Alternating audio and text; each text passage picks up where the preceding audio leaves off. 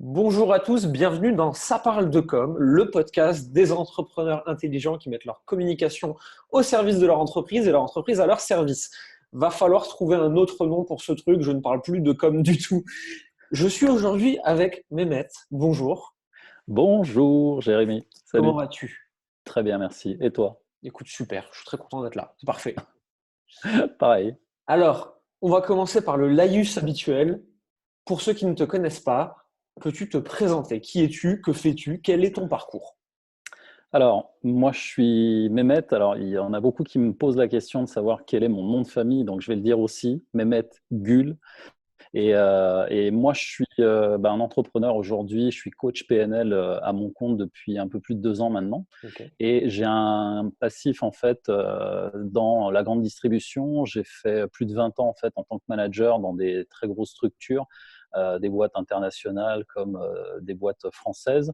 Et aujourd'hui, en fait, depuis ces 20 années, si tu veux, j'ai fructifié toutes ces années d'expérience que je mets aujourd'hui au service de mes clients dans l'accompagnement au niveau des coachings PNL, puisque je suis dans une offre qui va surtout en fait répondre aux entrepreneurs, aux freelances, aux dirigeantes, aux cadres, aux managers. Alors, j'ai une grande partie de ma clientèle qui est féminine aujourd'hui. Ok. Effectivement, j'accompagne de plus en plus de femmes entrepreneurs dans leur développement. Alors, la PNL, pour ceux qui ne savent pas non plus ce que c'est de la programmation neurolinguistique. Et moi, je me suis formé à cet outil-là déjà en entreprise, mais j'ai aussi une certification là-dessus.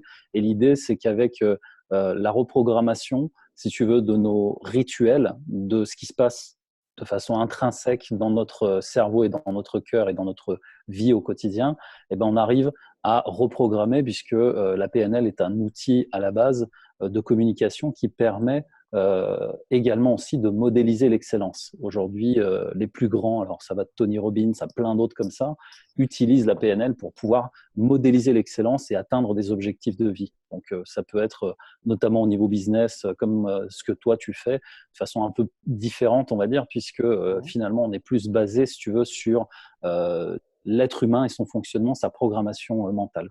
Ouais, bien sûr. Voilà.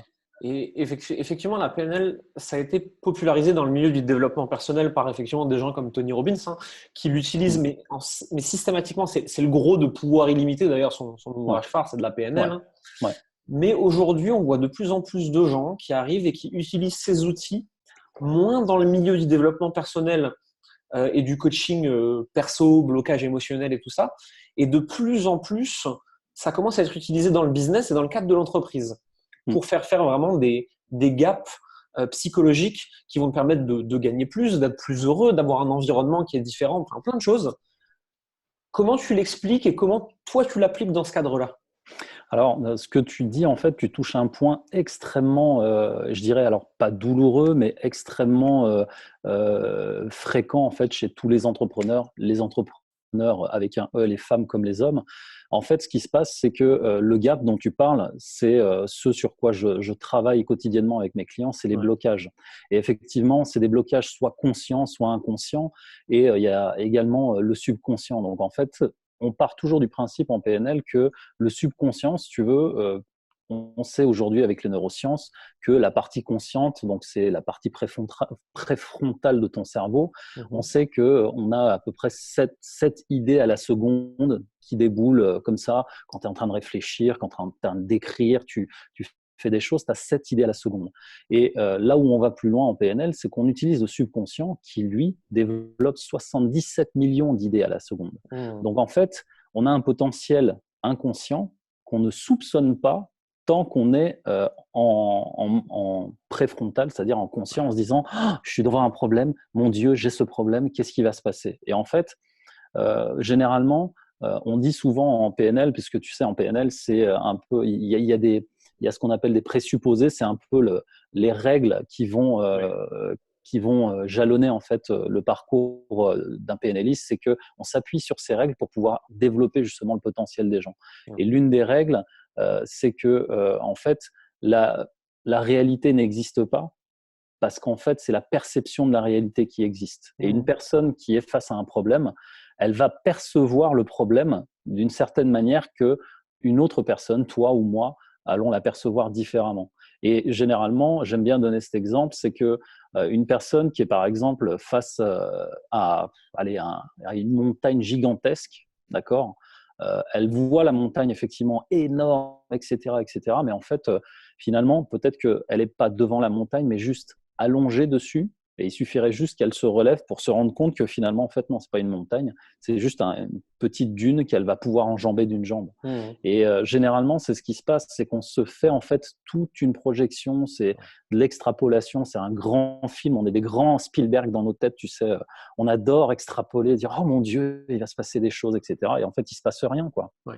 Il se passe rien, c'est juste la perception qu'on en a qui fait peur, en fait. Et c'est là-dessus que je travaille pour débloquer les gens. C'est génial. On se rend compte qu'on peut reprogrammer le cerveau aujourd'hui. Moi, c'est un truc que je dis souvent à mes clients quand ils me disent non, mais je peux pas faire ça.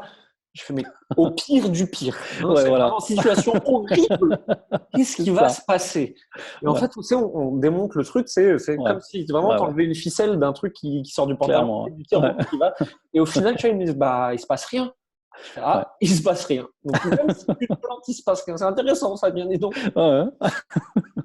Et au final, c'est vrai. Il se passe rien. Mais quoi. non, il se passe jamais rien. Rien n'est vraiment grave. En fait. Ça. Si tu me dis, là, mon problème, c'est que je m'apprête à traverser l'autoroute, il vaut mieux pas te louper. Ah bah oui. Mais dans l'entrepreneuriat, on se rend compte que non, c'est une perception. Il se passe rien. Il va rien se passer de grave. Tu vas pas mourir, quoi. Et cette histoire de perception, effectivement, ça m'a fait penser au tout premier livre de PNL que j'ai lu. Alors, ça fait maintenant, ça doit faire 12 ans, je pense, ce truc. Hein. C'était Catherine Kudicchio qui l'avait écrit. Une des premières à écrire sur la PNL. Hein, ça remonte. D'accord. J'avais pris tout de suite un des pires, genre maîtriser l'art de la PNL parce que je n'avais pas du tout envie de commencer chez les débutants. Ah, tu fais pas les choses à moitié, tu y vas, toi. La première lecture, j'ai rien compris. J'ai rien compris du tout. Mais je me rappellerai toujours de cette citation qui est restée. C'est la carte n'est pas le territoire. Ouais, c'est ça. Et est-ce que tu as compris le sens profond de ça, justement? Et je pense que j'en ai aujourd'hui une certaine perception. D'accord. Mais je suis pas sûr de comprendre. La PNL, je trouve qu'elle va tellement loin, elle donne tellement de possibilités. Ouais. Est-ce qu'un jour, on peut vraiment dire « j'en ai tout compris » ?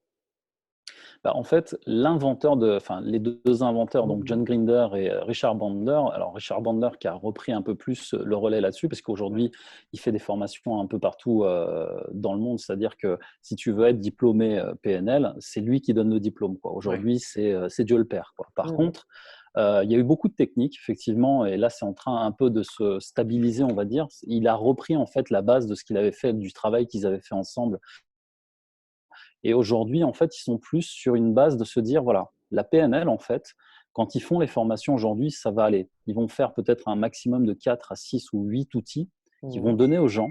Et après, ce qu'ils disent, c'est la PNL, en fait, l'outil, c'est vous. C'est-à-dire qu'ils donnent des outils de base, d'accord, des exercices de base, et toi, tu les adaptes en fonction de qui tu es, comment tu abordes les personnes et comment, suivant le problème de la personne que tu as en face.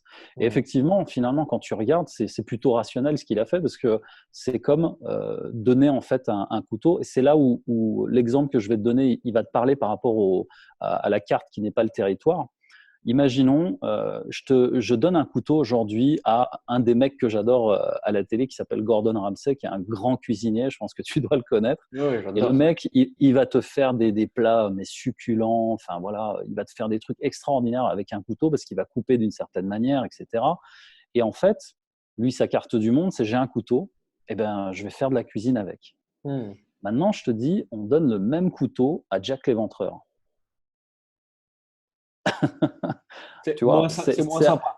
Voilà, c'est moins sympa et surtout, tu vois, tout de suite, tu te dis, mon Dieu, mais attends, Jack l'Éventreur et tout. Et en fait, on met souvent des exemples comme ça en fait en corrélation qui sont un peu extrêmes pour que la personne se rende compte aussi l'exagération qu'on met là-dedans en disant, tiens, c'est Jack l'Éventreur. C'est aussi pour montrer, si tu veux, c'est ce qu'on disait tout à l'heure, mais il va rien se passer, quoi. Je veux dire, au pire du pire, il peut se passer quoi, tu vois. Et en fait, pardon. Non, vas-y.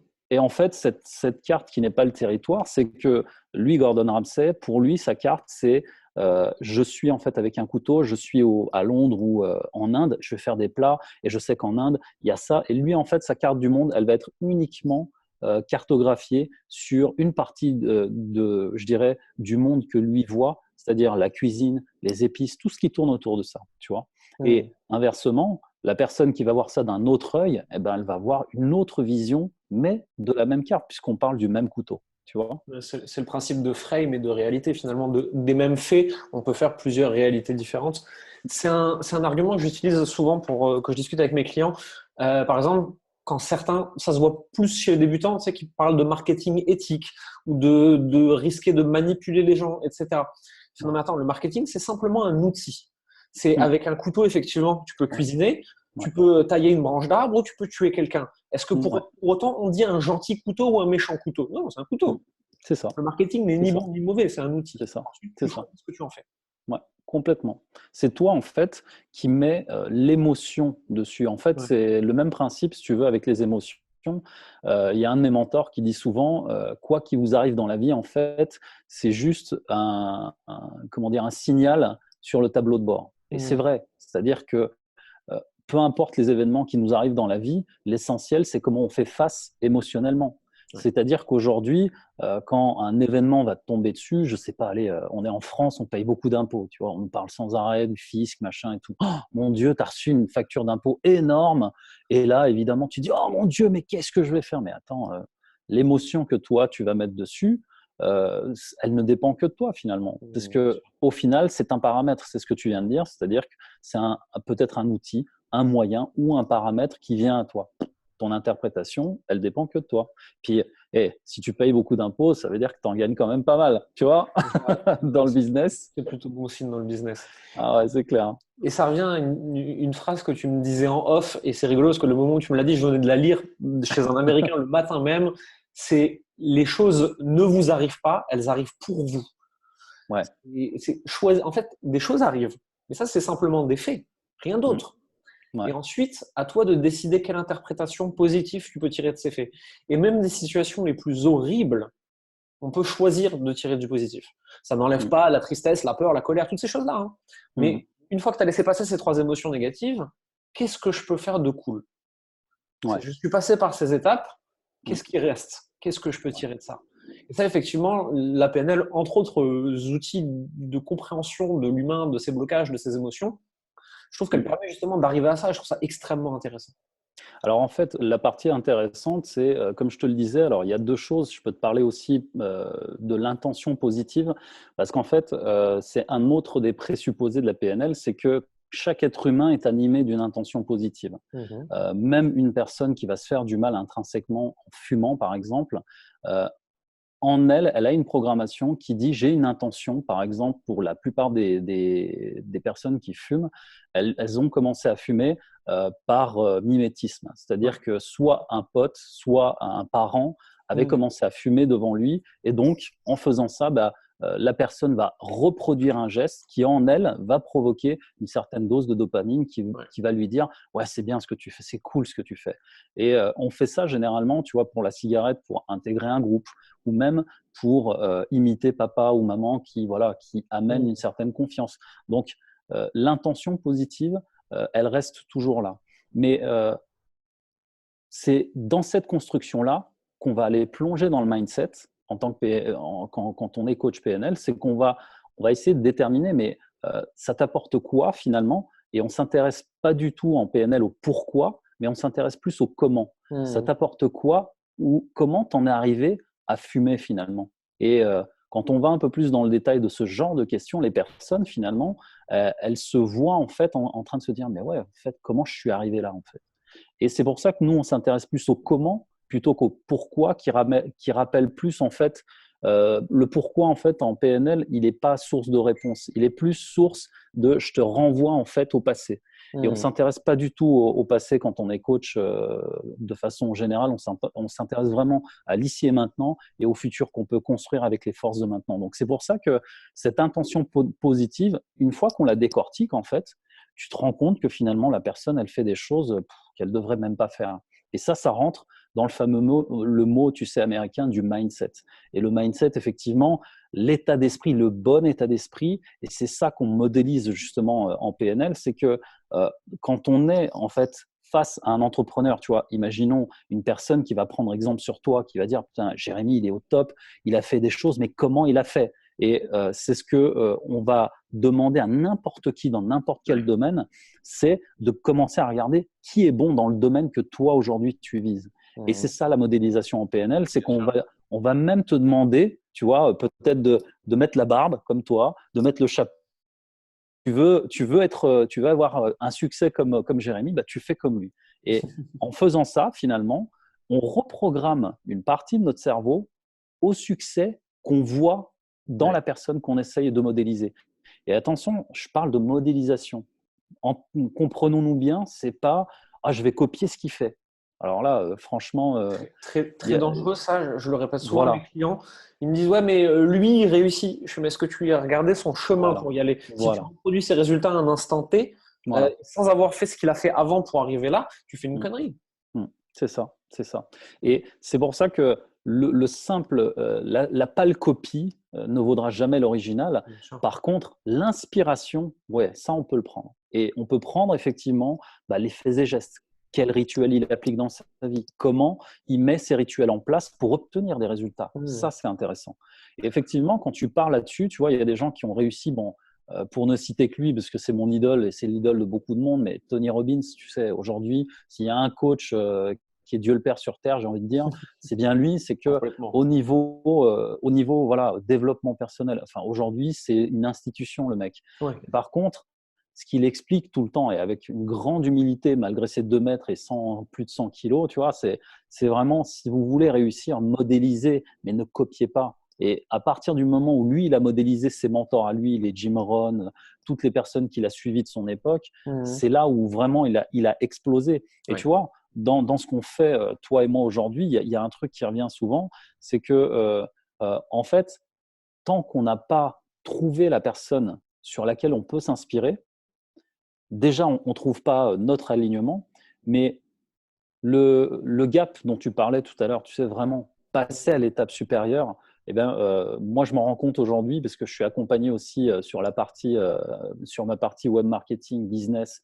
et je me fais accompagner par d'autres coachs en étant coach moi-même. Moi aussi. Cette partie-là, tu vois, elle est fondamentale aujourd'hui et je m'en rends de plus en plus compte, tu vois. Et On ne le dit c'est pas assez, ça, je trouve. Ouais, mais tu vois, même nous en tant que coach, moi je suis coach, alors je me fais superviser en tant que coach, c'est-à-dire on a aussi des prérequis qui nous demandent, mais, comme les psychologues aujourd'hui, c'est-à-dire pour ne pas faire de transfert sur les personnes qu'on accompagne, tu vois, qu'on leur envoie pas de mauvaises choses, on Faire se fait attention de ne pas superviser projeter. nous-mêmes, voilà, par un coach qui va te dire, attends, euh, fais-moi un peu l'analyse du coaching que tu viens de faire, décortique-le, et là, quand tu commences à décortiquer, tu te dis, ah ouais, putain, j'aurais peut-être pas dû lui dire ça, etc., etc. Donc, toi aussi, ça te permet, si tu veux, vraiment de filtrer ça, mais l'accompagnement, quoi. Tu vois, si tu te fais pas accompagner, tout ça, tu peux pas le voir parce que toi, tu es en train de le faire, tu as la tête dans le guidon, mais si la personne à côté de toi a suffisamment de recul et évidemment la bienveillance pour t'accompagner là-dessus, c'est là où tu franchis ce fameux gap, tu vois, et là, tu passes à l'étape supérieure. Ouais, moi, je l'ai vu. Hein, je fais des paliers à chaque fois que je suis coaché ou accompagné. Aujourd'hui, j'ai une personne qui a été mon coach, qui aujourd'hui est mon associé sur toute une partie marketing et opérationnel. J'ai une personne qui me suit sur la partie mindset et blocage émotionnel qui sont un peu là depuis longtemps. Et j'ai encore une autre personne qui me suit sur tout ce qui est des choses un peu plus perchées, donc énergétiques, donc les blocages inconscients, donc comment percevoir les messages autour de toi, etc. Je suis jamais allé aussi vite, aussi fort et aussi loin que depuis que je suis autant entouré. Ouais. Parce qu'en fait, je peux me concentrer sur ce que je fais et j'ai des personnes qui servent de garde-fou pour me dire Ouais, attention, c'est là, ça. tu essayes de nous bullshiter, tu devrais regarder là, c'est là où tu veux pas regarder. Ouais. Et là, ça change tout. Ah mais là, clairement, clairement. Parce que effectivement, le bullshitage qu'on se met nous, en fait, tu sais, parce que arrive à un moment, tu te dis ouais, j'ai du monde. Et même toi, des fois, tu peux te monter la tête tout seul. Mais la Ouais. personne qui est là, elle te dit attention, stop, stop, stop. Là, tu es en train de faire n'importe quoi. Tu es en train vraiment de partir sur un sentier qui est pas bon pour toi. Reviens. Et ce regard-là, en fait, pour en tout cas toutes les entrepreneuses que j'ai en clientèle, elles s'en rendent de plus en plus compte parce qu'en fait, il y a un moment, c'est les fameux blocages, il y a un moment, tu es au pied du mur, tu n'avances plus en fait. Donc, c'est ça. Et ce palier, si tu veux pouvoir le passer, il y a qu'un seul moyen, c'est de demander de l'aide. Et j'ai eu, il y a un an et demi à peu près, un entrepreneur, enfin, qui était dans son business et par l'intermédiaire d'un ami, je suis allé à un entretien en fait pour éventuellement que ce soit plus un prospect mais qui se transforme en client. Mmh. Et ce qui était très drôle, c'est que le mec, il sait qu'il est tu vois, il est vraiment, le palier, il est là, mais lui, il est là. Mmh. Et la pêche de passer le palier, c'est l'ego, rien d'autre. Parce que je fais l'entretien avec lui, donc je lui propose des solutions et non, mais enfin, ce que tu racontes, toi, moi, je le sais déjà, tout ça. Enfin, non, j'ai pas besoin, quoi. Tu vois, voilà, tu vois, l'entrepreneur qui a déjà réussi une partie de sa carrière, mais là, il est arrivé devant le mur. En fait, il Ouais. n'arrive plus à aller au-dessus, mais il se rend pas compte qu'il est dans un jeu d'ego avec lui-même. Et c'est là où, tu vois, la PNL intervient. Il y a un exercice qu'on fait faire justement aux personnes. Enfin, il y en a deux, mais je peux t'en citer un peut-être qui va résumer un peu la situation. C'est les jeux de perception, c'est-à-dire qu'on met en fait une personne face à une autre. On lui dit voilà, maintenant tu es face à toi-même, voilà ce que tu vois, mais maintenant on va te mettre ailleurs. Et quand on met la personne sur un autre plan, là elle commence à se Mmh. regarder, à se dire oh putain merde, ah ouais, C'est je hyper suis en train de intéressant. faire quoi? Mmh. Et en fait, si tu veux, ce jeu de rôle, ce qui est rigolo là-dedans, c'est que tu mets la personne, tu mets une autre personne en face d'elle et tu inverses les rôles après. Et une Mmh. fois que tu as inversé, tu mets la personne sur un troisième plan et ensuite sur un quatrième plan neutre pour qu'elle voit tout ça d'ensemble et qu'elle se dise putain, Hyper mais ouais, intéressant. je suis en train de, tu vois, de jouer juste, je fais un tango avec mon ego. Voilà. Ouais. Il y a un bouquin qui était écrit comme ça, Don't dance the tango of the ego. En fait, ne dansez pas le tango de votre ego, quoi. Et quand on n'est pas suffisamment humble, enfin, c'est même pas de l'humilité, quand on n'a pas suffisamment de recul pour Ouais. voir qu'on est dans l'ego, qu'on est vraiment en train de se bouffer en fait avec ça, l'humilité disparaît, la bienveillance disparaît, et c'est là où toute productivité disparaît, puisque le patron en question, enfin, c'était un patron qui avait généré pas mal de chiffre d'affaires, mais là, il était vraiment mal en termes de business, il n'allait pas du tout bien, et il ne se rendait pas compte aussi que ses salariés démissionnaient un par un, quoi, Mmh. tu vois. Et il n'a pas eu le recul nécessaire pour prendre la décision de partir avec moi. Et j'ai appris quelques temps après que ça allait beaucoup plus mal que ce qui s'était pas, quand moi je l'avais vu. Mais en Évidemment. fait, c'est la résultante du fait de ne pas savoir soi-même en fait garder une humilité face aux événements et de se dire là j'ai besoin d'aide, là j'ai vraiment besoin qu'on m'accompagne. C'est difficile quand tu atteins un certain niveau de succès. En général, quand tu atteins un certain niveau de succès, c'est que tu n'es pas la moitié d'un con non plus. Et juste de sortir de ça, et je l'ai expérimenté il y a quelques mois. Hein. Dans mon business, ça se passe plutôt très bien. Je suis plutôt considéré comme quelqu'un d'intelligent. Et je me suis retrouvé dans une situation merdique. Et au fond de moi, je connaissais la réponse. Mais quand on essayait de me la dire, je faisais laisse-moi tranquille, je suis plus intelligent que toi, je sais mieux que toi. Et de toute façon, si moi j'ai pas trouvé, c'est pas toi de l'extérieur qui va venir me dire ce que j'ai à faire.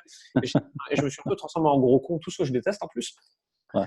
Et jusqu'au moment où un jour je tombe sur un ami d'enfance qui est un spécialiste justement des blocages inconscients et qui me regarde et qui met le doigt juste comme ça, tu sais, qui me pose trois questions et demie. Je m'effondre, je fais ah putain. Je n'avais rien vu depuis des mois. Il me Ça veut dit dire que ça. c'était quelqu'un qui te connaissait bien. Ouais, il me sait très très bien. Ouais. Et il savait où appuyer sur mon ego. Voilà, c'est ça. C'est ça. Et là, tu te dis, putain, j'avais cette poutre dans l'œil. Comment j'ai pu ne pas la voir? Ah, mais si, en Ouais. fait, je l'avais vu. Tout le monde l'avait vu. J'aurais juste Voilà. pas l'écouter. Et on peut embrayer là-dessus. C'est là l'importance d'être coaché, déjà. Ouais. Mais c'est là l'importance de payer pour être coaché. Hmm. Parce qu'il y a un truc qui se passe dans la tête quand tu payes, de préférence cher. Tu Cher. Ouais. écoutes parce que Ouais. c'est Ah oui. tellement mal de Là, payer il t'écoute bien, là, que ouais. tu écoutes. Et le même conseil à 100 euros ou à 10 000 donne des résultats Ouais. radicalement différents. C'est Hmm. triste, mais je l'ai expérimenté moi-même. Et Florian, mon associé, il me l'a dit encore il y a 2 jours. Je lui ai dit, putain, Florian, je viens de comprendre ça, tu me l'avais dit. Il me fait, putain, donc en fait, quand je te dis un truc parce que tu payes pas, parce que tu me payes pas à ce moment-là, tu m'écoutes pas, quoi. Je me sentais un peu con, mais c'est vrai, en Bah fait. ouais. C'est vrai. Bon, Les j'espère gens pour qui toi que t'as pas payé trop cher non plus. je paye le prix qu'il faut. Si c'est pour arriver là où il faut arriver, je paye le prix qu'il faut. Ok. Moi, ce qui m'intéresse, c'est le résultat. Tu vois, si tu veux, Non, mais ok. c'est le cheminement positif. Si des fois j'aurais pu payer moins cher que ce que j'ai payé, si Bah j'avais été oui. moins con, si j'avais eu moins d'ego, sûrement. Ouais, Mais ouais. écoute, l'important c'est le résultat, je m'en fiche. Et ça sert à rien de courir après des euros. Donc, Ben ouais, ouais, ouais. Et puis, tu sais, le mindset, en fait, c'est avec aussi, on dit souvent essai, erreur, échec ouais. et recommencer. En fait, il y a, tu sais, la fameuse statistique qui dit que voilà, les personnes, elles ont besoin en fait d'échouer pour réussir. Mais en fait, tu te rends compte que 80% ou 90%, je sais plus la statistique, Mhm. des personnes qui échouent une fois arrêtent. Tu Ouais. vois? Donc au moins, si tu as le mérite de te dire bon, là, j'avais une poutre dans l'œil, ok, j'ai fait ma connerie, mais je repars. Parce Ouais, qu'il y bien a des sûr. gens, ils s'arrêteraient net, tu vois, par rapport à un échec comme ça, parce qu'il y a des gens qui vivent ça de façon beaucoup plus épidermique.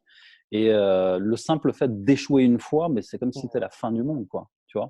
Et c'est plus en fait de se relever de cet échec-là, et puis Ouais. d'apprendre, et puis de continuer surtout, qui amène les résultats. Je parlais avec une de mes coachs il n'y a pas longtemps et je lui disais, bah écoute, cette offre-là, je l'ai arrêtée, elle ne se vendait pas.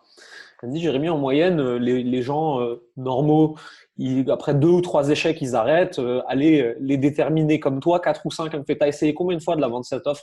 Je réfléchis, je fais 5 fois.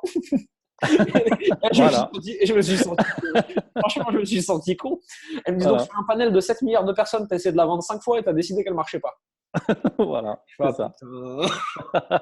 Et tu sais, c'est toujours pareil. Je fais, ah putain, le Eh ouais, eh ouais. Mais tu c'est ça vois, que t'apprends. encore une fois, le mindset, c'est que ton coach te fait prendre de la distance avec ça. Tu vois, juste le parallèle de te dire, de te placer la caméra ailleurs, et de dire voilà, attends, tu l'as proposé 5 fois et 7 milliards d'êtres humains. Et là, tu te dis mais oui, C'est ça c'est- paraît c'est- évident quand c'est dit comme ça. c'est juste ça le coaching en fait. C'est une personne qui ne met pas d'émotion dans ce que tu vis et qui te dit attends, tourne-toi et regarde ça comme ça. Voilà, c'est ça, c'est ça, Et là tu fais c'est ah exactement putain, ça. c'est mieux comme ça. C'est comme si on venait d'allumer la lumière quoi. Voilà, c'est ça.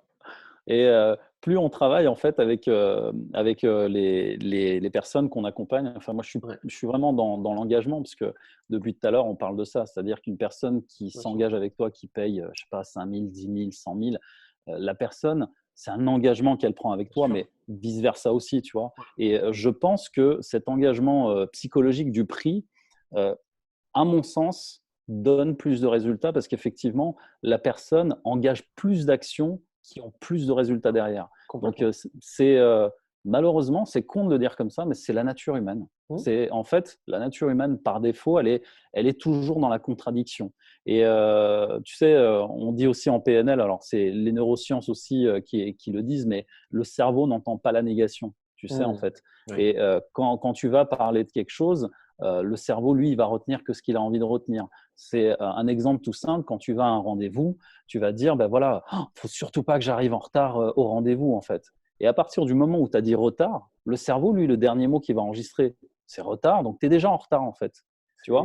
Et quand on parle de reprogrammation, tu vois, on parle de reprogrammation positive aussi. Et ben, Hmm. au lieu de dire, je ne vais pas être en retard, je vais Je plutôt vais être être à à l'heure. l'heure. Voilà. Et le simple fait, tu vois, d'inverser ça, c'est comme si tu positionnais en fait la caméra différemment, et c'est le même principe. Sauf que tu reprogrammes positivement tout ce que tu vas dire. Et quand tu vas dire, ah, putain, mais là, c'est la merde, quoi, en fait. Je suis dans une situation où, gars, mais c'est la grosse merde. En fait, au lieu de dire ça, tu pourrais dire, ah, il y a une situation intéressante, elle devient challengeante. Ouais, c'est un beau challenge, ça. Tu vois. Et juste le simple fait de modifier certaines programmations de notre cerveau permet d'obtenir ces résultats-là. L'engagement, il se crée en toi par rapport à la personne qui t'accompagne. Mais évidemment, si derrière, tu es juste engagé sur les mots et pas les actions, tu n'as pas beaucoup de chances d'obtenir les résultats. Complètement. Napoléon Hill parle beaucoup de ça, hein. Il dit ce à quoi on pense et ce Ouais. qu'on peut croire, on l'attire. Il dit aussi Mm. de toute façon, ton subconscient absorbe des choses quoi qu'il arrive. Sauf que si Ouais. tu lui donnes rien à bouffer, il va absorber tout ce qui est négatif autour de toi et tu vas te démerder avec ça. C'est ça que tu vas attirer. Par contre, tu peux lui mettre du positif dans la tête en reformulant, en tournant différemment, en répétant des choses, des affirmations, l'écriture. Enfin, il y a plein de techniques aujourd'hui qui existent. Et à partir de là, tu vas te conditionner à penser à quelque chose d'une certaine façon, positive, et donc tu Mm. l'as. Et C'est si tu ça. la conditionnes en plus au présent, c'est comme si tu l'avais déjà et tu peux la matérialiser d'autant plus vite. Mm.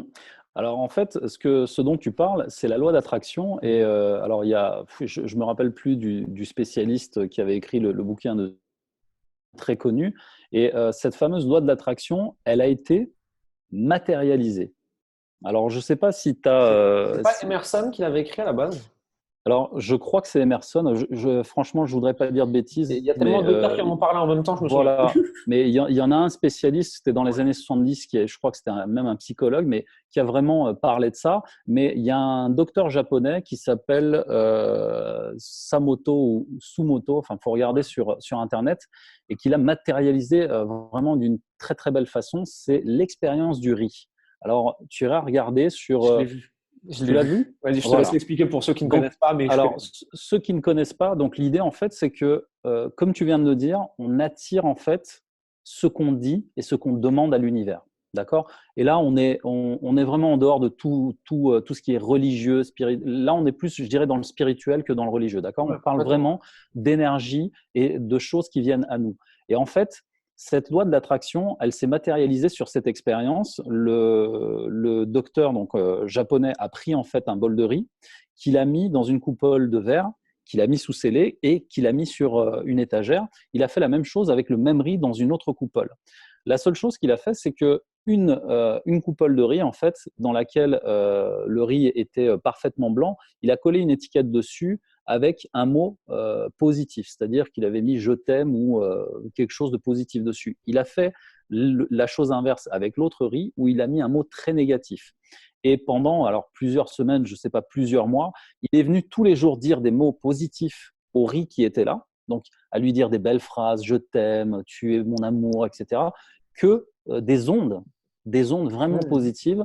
Le riz qui était effectivement là et qui était dans cette onde positive est resté complètement blanc, et l'autre qui était marqué d'un saut négatif où il venait tous les jours l'insulter, etc., le riz a commencé à moisir.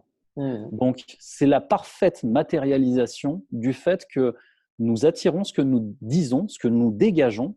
Et effectivement, le processus, il est extrêmement simple en fait. C'est toujours les neurones, l'électricité, l'énergie que génèrent les synapses et les neurones en fait, qui vont amener l'idée, que l'idée va transformer en parole, et les paroles vont les transformer en actes. Et à partir du moment où justement tout est aligné, là, ça devient émotionnel, et c'est cette énergie-là en fait qui attire soit le positif, soit le négatif. Mmh. Complètement. Et d'ailleurs, il y a la chaîne de production YouTube Tistria qui a fait un reportage très intéressant là-dessus, qui s'appelle La puissance de l'attention. Moi, je l'ai donné à Ouais. tous mes élèves. Je fais vous regarder ce truc immédiatement. Ça explique tout. Voilà, moi, j'ai fini mon boulot. Regardez ce truc, ça dure 1 heure et demie. Allez, à l'année prochaine. Non, c'est extraordinaire. Parce qu'en fait, ça l'explique de toutes les façons possibles. C'est-à-dire que si tu veux l'explication scientifique, c'est Ouais. possible. Tu la veux spirituelle, c'est possible. Tu la veux complètement hippie, perchée de l'univers, elle est dedans. Ouais. De toute Mmh. façon, aujourd'hui, ils sont capables de trouver des façons de théoriser ça à tous Mmh. les niveaux de spiritualité, jusqu'au niveau le plus sceptique. Ils savent Mmh. l'expliquer. Donc, il y a un moment, tu l'acceptes ou tu l'acceptes pas. Pendant longtemps, moi, j'étais de ces têtes de mule sceptiques, genre vos conneries de hippie, là, foutez-moi la paix avec. Et au bout d'un moment, si tu veux, je commence à m'en rendre compte. Matériellement, je le voyais autour de moi. Et jusqu'au moment où j'ai des gens que je respectais et intelligents autour de moi qui m'ont dit non, mais attends, Jérémy, regarde-le comme ça, comme ça, comme ça. Et là, aujourd'hui, je me dis, ouais, bon, ok, moi qui avais tort, en fait. Mmh. Mmh. Juste, et c'est génial, en fait. J'adore me rendre compte que j'avais tort sur des trucs. J'aime vraiment beaucoup parce que ça me laisse plein de nouvelles opportunités de découverte. C'est un autre sujet. Du coup, je rebondis un peu sur ce que tu disais avant. Tu disais que tu travaillais essentiellement avec des femmes. Pourquoi? Eh ben écoute, là, j'ai pas forcément d'explication. Alors, je sais pas. J'ai demandé à ma femme, elle me dit mais arrête. Donc, je sais pas. Là, j'ai eu beaucoup. Alors, il y a aussi le réseau qui fait peut-être ça aussi, et Oui.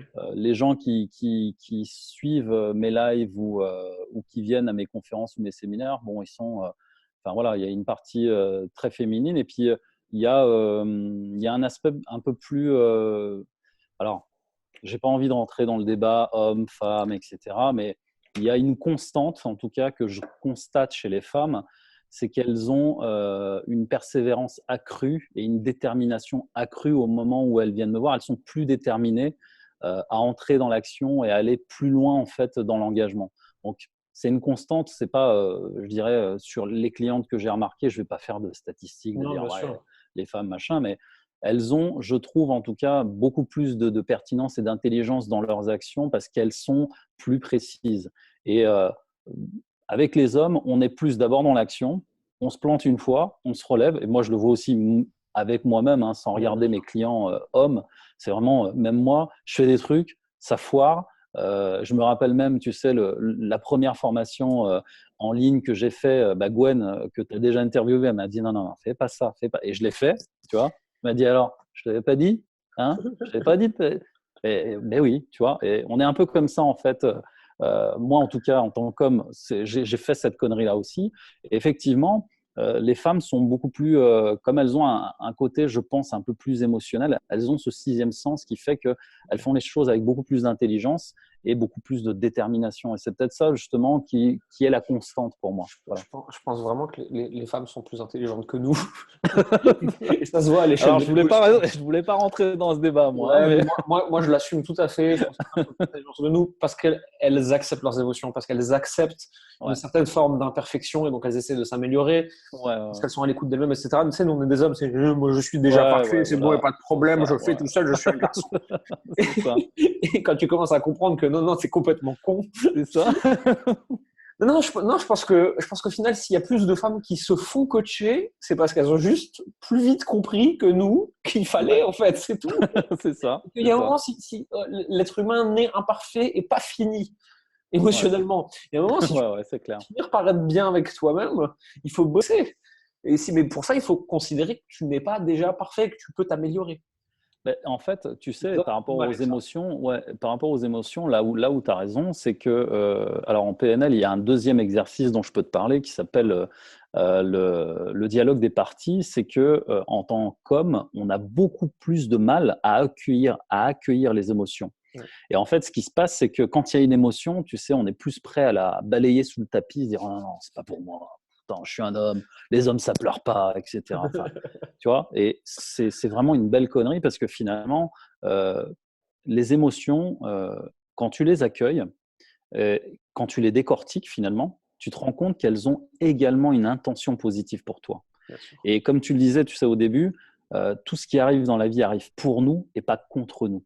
Et c'est ça qui est important de comprendre, c'est qu'à partir du moment où l'émotion est là, c'est qu'elle t'amène un message, elle t'amène quelque chose que tu dois accueillir. Et l'exercice justement du dialogue des parties en PNL, c'est de se dire, alors, je ne sais pas si tu as fait un peu de process-com ou d'énéagramme, si tu veux, c'est des outils de profilage de personnalité qui ont été créés par des psychologues. Il y a des gens, ils ont consacré une vie pour ce genre de choses. Et à l'intérieur, moi, j'utilise beaucoup la process-com. À l'intérieur de la process-com, on a 6 niveaux de personnalité en nous. D'accord ? C'est-à-dire que en toi, tu as un travaillomane, un persévérant, un empathique, un rebelle, un promoteur et le dernier, c'était le rêveur. Donc, en fait, ces parties-là, elles sont déjà en toi à plusieurs degrés, d'accord, à plusieurs degrés d'intensité. Et en fait, à chaque fois qu'il y en a un qui vient, donc imaginons, c'est l'empathique qui t'amène une émotion d'amour, qui te donne limite envie de pleurer pour une personne que tu vois, mais accueille, quoi. Ça veut dire qu'il a quelque chose à t'apporter, qui va te faire découvrir quelque chose et qui, toi, va te faire peut-être passer à un cap supérieur. Parce que finalement, si l'émotion t'arrive, c'est qu'elle arrive pour une raison, elle arrive pour toi. Donc à partir du moment où tu as compris ce principe, quand on dit dialogue des parties, tu n'es pas schizo, hein, je te rassure. C'est un jeu et on fait ça sous forme de jeu, mais c'est plus pour dire, écoute, lui il est là, qu'est-ce qu'il peut t'apporter ? Il a quoi pour toi ? Et à partir du moment où tu comprends que chaque partie de ta personnalité amène quelque chose, eh bien, tu sais mieux les utiliser. C'est ça qu'on appelle la connaissance de soi, l'estime de soi, la confiance en soi. C'est à partir du moment où toi-même, tu te connais parfaitement que là, tu commences à être bon pour les autres. Pourquoi ? Parce que tu es bon pour toi. Je suis tout à fait d'accord avec ça. C'est très, très cool. Du coup, les personnes qui viennent… Non, mais j'essaie de garder un fil quand même. C'est compliqué parce que j'ai envie de partir dans tous les sens, que tout est intéressant. Vas-y. Les personnes qui viennent à toi, en général, s'il y en a du coup dans cette audience qui nous écoute là, qui voudraient venir à toi, ils viennent pour quel genre de problème en général ? Alors, je me suis plus spécialisé aujourd'hui avec les entrepreneuses, donc les femmes à proprement dit, et on est sur des blocages plus au niveau en fait de leur business et de leur confiance en soi. Et généralement, c'est plus la confiance en soi, c'est-à-dire qu'une femme aujourd'hui quand elles décident de s'émanciper, et malheureusement, force est de constater que la plupart des femmes qui viennent me voir sont séparées, qu'elles ont déjà des enfants, qu'elles doivent gérer leurs enfants, qu'elles doivent gérer leur business. Elles ont des challenges vraiment, vraiment beaucoup plus difficiles à surmonter que les hommes, en tout cas, de celles que moi j'accompagne. Il y a des mamans, je connais même une maman que je supervise. Enfin, c'est une maman, franchement, pour moi, elle est. Je sais, même moi, je ne sais pas si j'aurais eu le courage qu'elle a eu, quoi. Elle a 5 gosses et elle a son business. Elle gère ses gosses, elle gère son business.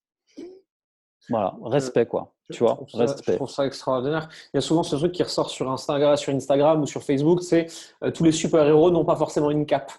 Ouais. Et Ah bah ouais. moi, je le vois en tant que garçon, je dois me faire cuire un truc, je dois faire la vaisselle et je dois en même temps gérer un coach. Je suis déjà en panique. La personne. En plus, je me suis mis une écharde vite les urgences. Je vois ce que certaines femmes vivent au quotidien. J'ai envie de me faire tout petit, de me cacher sous ma table et de plus rien dire. Écoute, Moi, c'est je une crois que tu as horreur. bien résumé la situation. Non, mais ça, j'assume en plus, hein. J'assume. Ouais. Je dis toujours aux gens, j'ai absolument pas peur de la mort, mais si par contre je me plante une écharpe dans le doigt, appelez SOS médecin tout de suite, quoi. J'exagère à peine. Je, je suis pas un grand courageux de ce côté-là. Au niveau des maladies, j'ai Il y a- arraché le il y rhume, a- je pense que je vais mourir et tout. D'accord, je crois. Non, mais là, je crois que tu as tout résumé parce qu'effectivement, les personnes qui viennent me voir, c'est dans un contexte précis qu'elles viennent me voir. Effectivement, quand tu as des challenges comme ça à surmonter, je veux dire, tu as, non seulement ton business à faire grandir, c'est là où la confiance en soi en prend un coup. C'est-à-dire que les personnes, elles viennent me voir, elles ont une vraie problématique de vie. C'est-à-dire que euh, le conjoint est parti, tu as les enfants, tu as la pression financière du quotidien, tu as la pression familiale, tu as la pression sociale, puisque les amis autour, ah ouais, elle a divorcé, machin. Hmm. La famille, mais pourquoi t'as fait ça et machin. Et en fait, le contexte fait que la personne, elle perd complètement pied. Et vraiment, dans des moments où on devrait plus être là pour encourager ces personnes-là, c'est là où tout le monde tire sur l'ambulance. Et ben, quand tu es mère de famille, eh ben, quand tu as tes enfants à t'occuper, mais que tu as en plus un business à gérer et que tu dois arriver tu vois, souriant devant tes clients pour non seulement, en plus, c'est ce que je dis souvent, c'est que le business, ton entreprise, c'est toi. Hmm. J'ai encore comment dire, une personne qui me disait: ah oui, mais là, je suis en train de faire mes cartes de visite, mais laisse tomber les cartes de visite. Et la carte de visite, c'est toi, quoi. Arrête. Putain, il y a encore des gens, On me tu demande vois, ils si sont encore tu as une à carte de faire des visite. cartes de visite, à passer 3 mois à faire une carte de visite, quoi, tu vois. Mais Après, arrête. c'est pareil pour les logos, ces trucs. Non, mais voilà, il y a un triple là-dessus, là, qui est voilà, que moi, j'ai eu aussi au départ, tu sais, quand je me suis lancé, je me suis dit, mais putain, qu'est-ce que je perds du temps avec ça, quoi. Et ce qui t'attend, en fait, finalement, c'est tes clients et la valeur ajoutée de ton entreprise, c'est toi. Donc, en Ouais. fait, sur le principe, à partir du moment où la personne est dans ce contexte-là, elle n'a plus rien de positif à quoi se raccrocher finalement. Donc, D'accord. qu'est-ce qu'elle va faire? Elle va commencer à chercher à l'extérieur. Parce Hmm. que la famille, les amis, tout ça, enfin, c'est bien gentil, mais quand il s'agit de faire grimper un business, de faire monter en compétence soi-même et peut-être les personnes de son entreprise aussi, là, on peut, enfin, voilà, comme tu disais, à moins d'avoir une cape, de sortir la cape et le slip rouge et Superman, c'est moi, C'est pas c'est pas évident. évident, quoi. Donc, les personnes que j'accompagne, elles sont vraiment dans des problématiques, je dirais, vraiment douloureuses. Mais comment dire, l'aspect le plus positif là-dedans, c'est qu'elles ont cette intelligence émotionnelle de dire, là, j'ai besoin d'aide.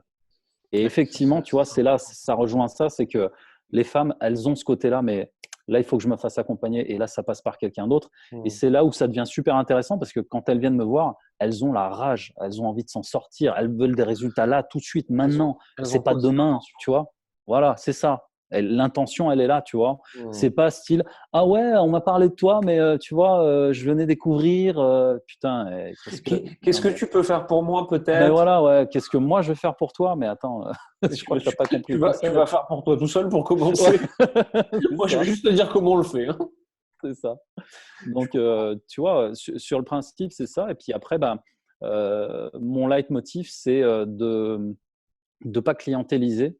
C'est-à-dire que j'accompagne les personnes, mais mon leitmotiv, c'est qu'elles soient autonomes le plus Ouais. vite possible. Voilà, je pars du principe que sur 3 séances qu'on va faire ensemble, je veux qu'à la 3e séance, la personne, elle soit déjà, tu vois, déjà, en fait, en train de se projeter, mais dans son futur de son business ou de son perso, de sa confiance en soi, mais qu'elle soit à la 3e, que moi, après la 3e séance, j'ai juste à peaufiner, tu vois, dire, ah tiens, tu devrais ça, tu vois, qu'il n'y ait pas de… Mais qu'en 3 séances, ce soit fait.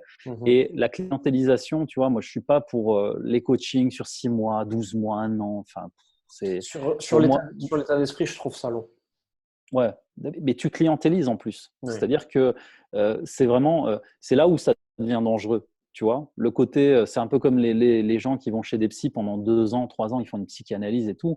Enfin, c'est comme remuer le couteau dans la plaie pendant, tu vois, toutes ces années, quoi. Et on n'est pas là pour ça en tant que coach. Je suis pas fan de toute cette partie-là parce que non, mais voilà. je discutais de ça avec une thérapeute il y a pas longtemps et je lui disais moi ce qui me pose problème aujourd'hui dans la thérapie classique, c'est qu'il y a 20 niveaux de merde et de problèmes, hein, et que le thérapeute classique, la plupart du temps, il attend d'être arrivé au 20e niveau et de se dire bon voilà, on a tout enlevé, on va commencer à travailler maintenant. Non, en fait, tu peux commencer à travailler dès le premier niveau et après, ça t'empêche de continuer pendant 20 ans et d'enlever chaque niveau pour voir ce qu'il y a en dessous et de continuer à travailler. Mais on peut faire des choses dès le premier. Pourquoi on est obligé d'attendre 10 ans de thérapie? Et ça m'énerve. J'adore ta façon d'imaginer les choses, vraiment. T'es très expressif. Je suis un peu caché vulgaire des fois, mais au moins tout le monde comprend, tu vois, on s'emmerde pas. Non, mais le métier de psychologue ou de psychanalyste, il est complètement louable. C'est des métiers à part entière. Je veux dire, moi, je critique pas ça. Mais effectivement, nous, en tant que coach, ce qu'on veut pour les gens, c'est un passage à l'action. Et aujourd'hui, en fait, on se rend compte, il y a même des tests cliniques qui ont été faits là-dessus. On a guéri des gens qui étaient psychologiquement atteints d'angoisse, de paralysie de peur, etc., juste en leur faisant faire du sport. Imagine.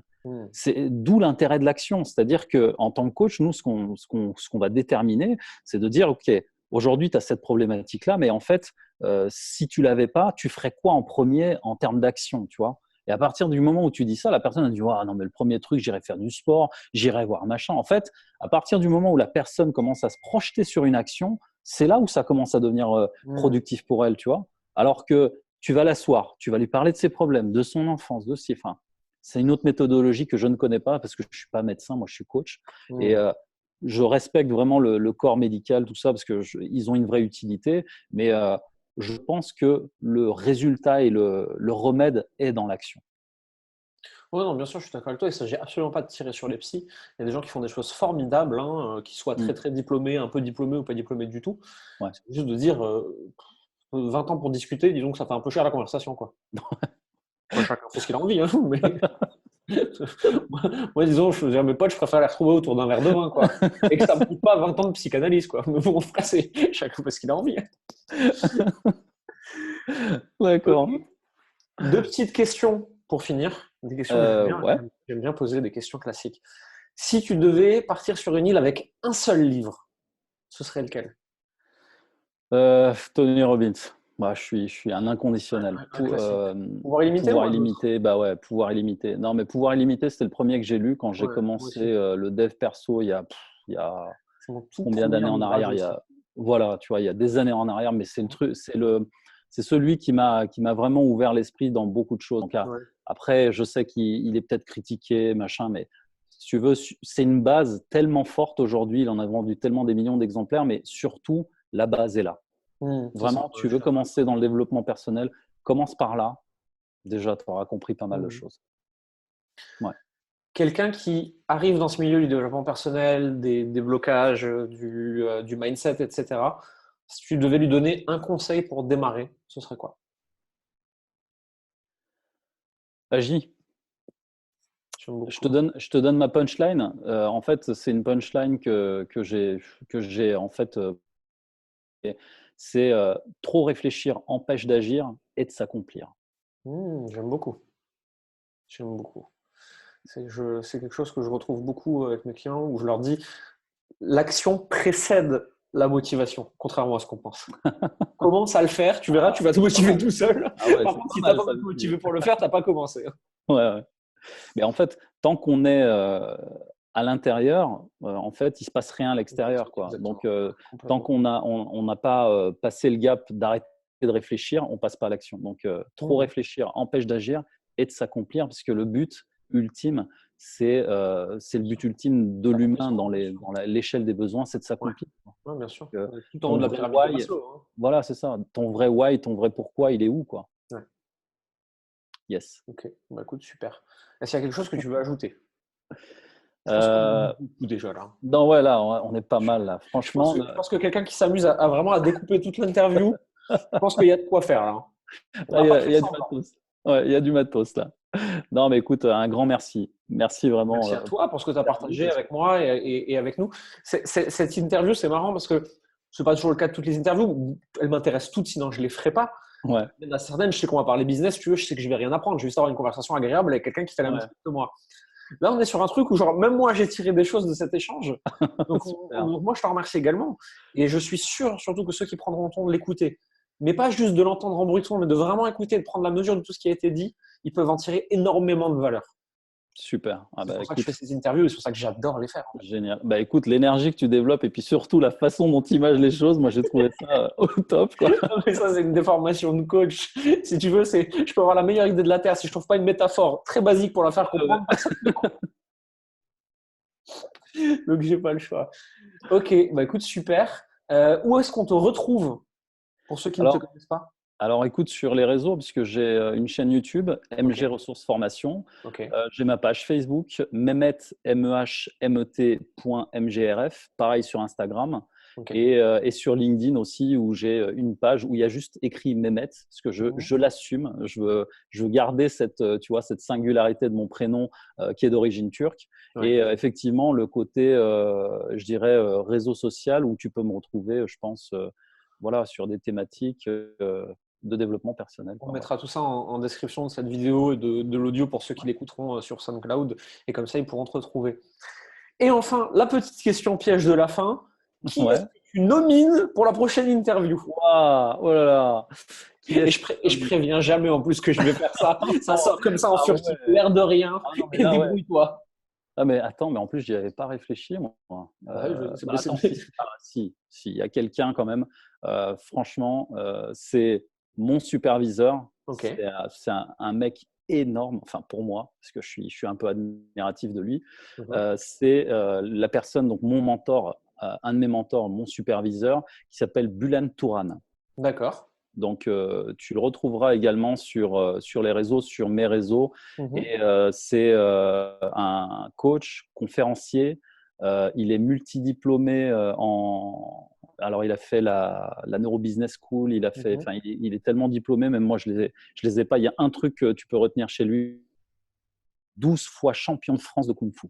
Ah ouais, c'est pas mal. 12 fois, c'est pas mal. Enfin, déjà, une, c'est plutôt bien, hein, mais Tu 12, vois, ouais, ça 12, commence à être solide, 12 fois, quoi. ouais, Enfin, 12 fois champion de c'est France. kung fu, quoi. Il suffit pas de taper sur un mec, hein. Ah ouais, là c'est. Les boxeurs qui m'entendent vont me tuer. Ah ouais. Non, Mais non, mais tu verras, c'est du lourd. Et aujourd'hui, bah, il est conférencier parce il est également professeur à l'école des conférenciers professionnels ouais. de Paris. Ah, Et, génial. et franchement, il est, voilà, moi, je suis très admiratif de ce qu'il fait, de son travail. Et Super. il a une énergie, mais un charisme fou. Donc, Super. Bulent Touran. Ouais, Bah, écoute, j'ai hâte. Et puis, comme ça, ceux qui nous écoutent, ils peuvent déjà aller regarder un petit peu qui c'est. exactement. Super. Bah, écoute, merci pour tout. Merci pour ton temps. Merci pour tout ce que tu as partagé avec moi et avec nous. C'était Merci vraiment- à toi. Vraiment, merci beaucoup. J'ai adoré. Et du coup, bah, écoute, à très vite. Eh ben oui, à très vite. Merci. Merci à tous ceux qui nous ont écoutés. Vous pouvez bien entendu retrouver ça sur YouTube, sur SoundCloud, probablement sur Facebook aussi. Je vous mettrai tous les petits liens qui sont importants dans la description, notamment pour retrouver Mehmet et pour tout ce que moi j'ai envie de partager avec vous. Et en attendant, profitez bien, éclatez-vous et je vous dis à très vite. Salut.